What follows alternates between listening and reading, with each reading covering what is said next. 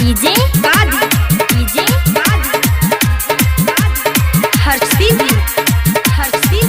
Recording by studio Anjali Patna. आजा आजा आजा बंद कर बाजा, गरम बाजा बानी तू चोली में समाजा। आजा आजा आजा तू बंद कर बाजा, गरम बाजा बानी तू चोली में समाजा। कमर में कमर सटा के, कमर से कमर सटा के मार लो फचा फच फच फच। कमर से कमर सटा के मार लो कच्चा कच कच कच। आजा आजा आजा तू बंद कर बाजा, गरम बाजा बानी तू चोली में समाजा। आजा आजा आजा तू बंद कर बाजा, गरम बाजा बानी तू चोली में समाजा।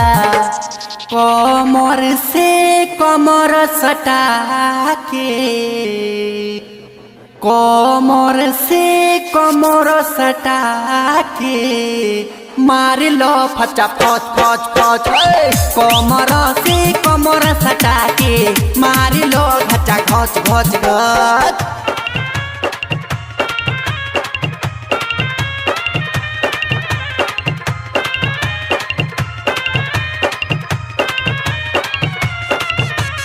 डीजे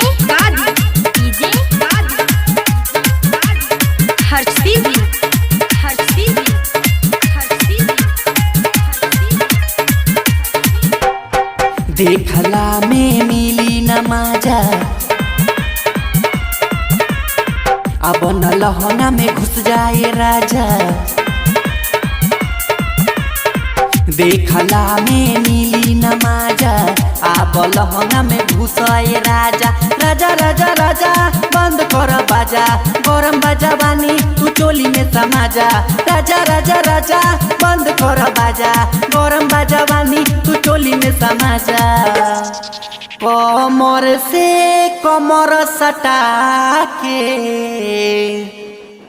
कमर में कमर सटा के मार लो फचा फच फच फच।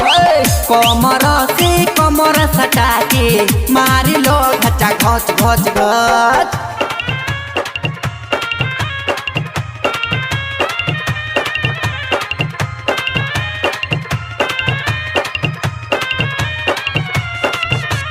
डीजे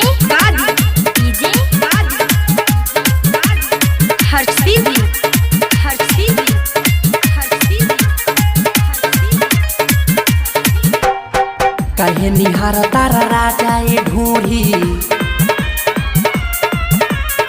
देहब माजा बंगाल के छोरी। कहे निहार तारा ए राजा ढूंढी, देहब माजा होई बंगाल के छोरी।